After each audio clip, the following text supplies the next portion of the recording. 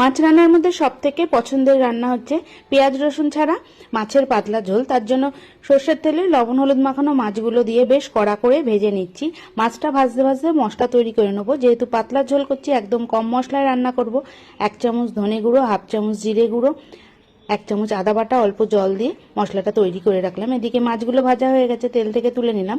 ওই তেলের মধ্যে দিয়ে দিলাম লম্বা লম্বা করে কেটে রাখা আলুগুলো বেশ লাল করে ভাজা হয়ে গেছে।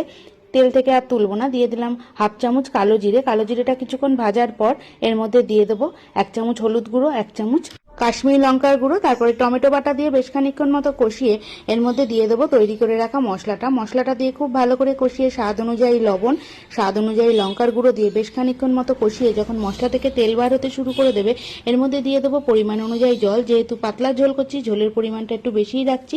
এবার খুব ভালো করে ফুটিয়ে নিচ্ছি। যেহেতু চন্দ্রমুখী আলু তাই আলুটা গলতে বেশি সময় লাগেনি, আলু গলে গেছে মানে সিদ্ধ হয়ে গেছে। এবার ভেজে রাখা মাছগুলো দিয়ে মিডিয়াম আঁচে 2 থেকে 3 মিনিট মতো রান্না করছি। নামানোর আগে দিয়ে দিলাম 4-5টা কাঁচা লঙ্কা, তারপরে নামিয়ে নিলাম।